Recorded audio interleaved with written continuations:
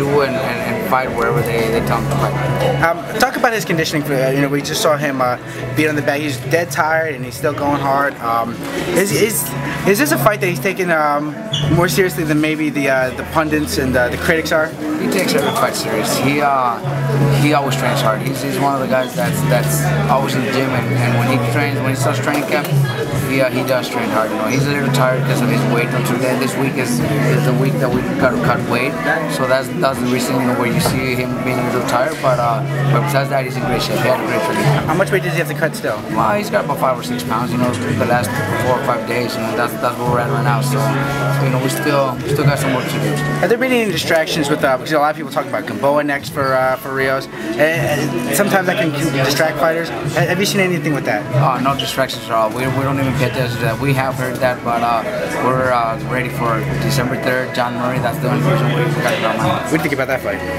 If that happens? If it happens with Gamboa? Yes. Well, hey, that's an exciting fight. I know HBO will love it, and it will be a hell of a fight. I think Brandon's a little bit bigger and stronger, so that would probably be the difference. But it's not an easy fight.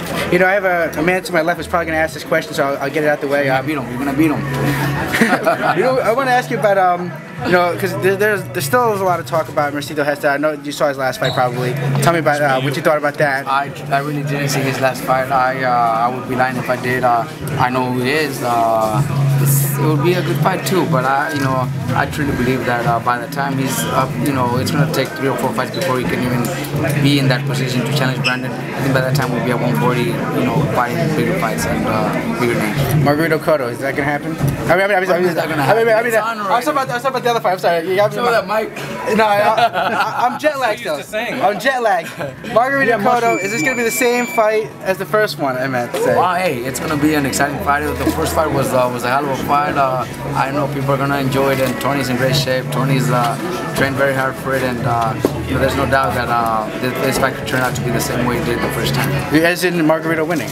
Oh yeah, definitely. Definitely. I mean, do you feel that because people are saying, all right, well, Margarito has had those 2 tough fights, the one with Pacquiao and the one with Mosley. Cotto's had the 1 tough fight with Pacquiao. Do you feel? He also had a tough fight against Margarito.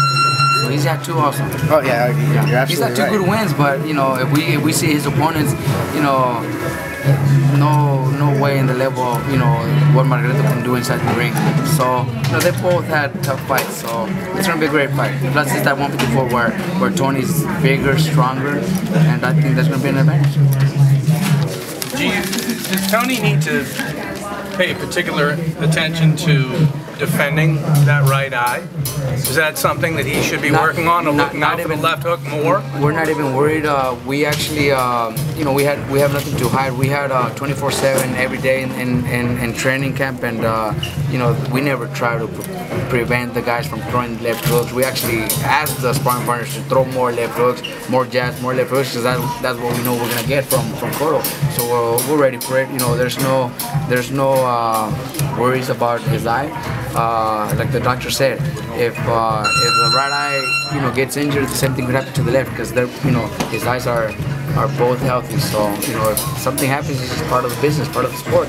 But it could happen to any eye. If you had the orbital bone problem, the retina problem, and the cataract problem, would you still fight? Would you still be fighting? Well, if I get the doctors okay, we got plenty of doctors that said he's good to fight and ready to fight. Why not? He's healthy, his vision is good, and like I said, we're actually telling the sparring partners to throw more left hooks, because that's what we need to be ready for.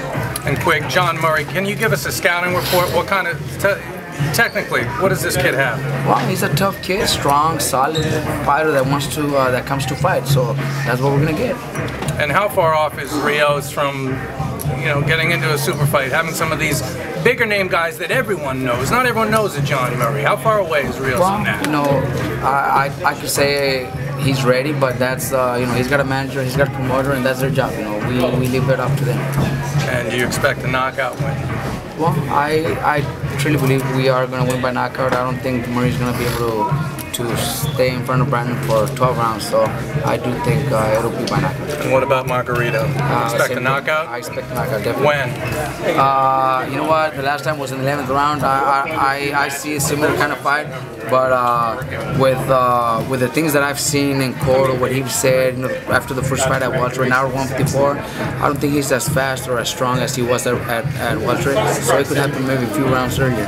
When you hear your guys say to Max Kellerman, "I'm willing to die in the ring," does that change how you corner a man because maybe he's too brave, maybe he takes too much punishment? See, that's what reporters, fans might think. You know, why would you say that? Or might say Cotto said the right thing when he said, "I won't risk my life. I have family. I have kids." But this is their job. You know, they gotta risk it in there. You know, it's that's why, you know, they're in the business of getting hit and hurting somebody. So if he sees he's hurting his opponents, then, you know, you got to finish him up. So when you're getting hit, you got to go to the end too. You know, I really believe that's the corner's job, the doctor's job, the referee's job. You know, if he needs to stop a fight, but a fighter is a warrior, and, you know, they need to go to the end. And when you hear Cotto saying he's not willing to do that, how do you take that? Well, you know, it could be something that he just said, because I know he's a warrior, he's a great fighter, he's been one of the best in the world, actually one of my favorites for many years.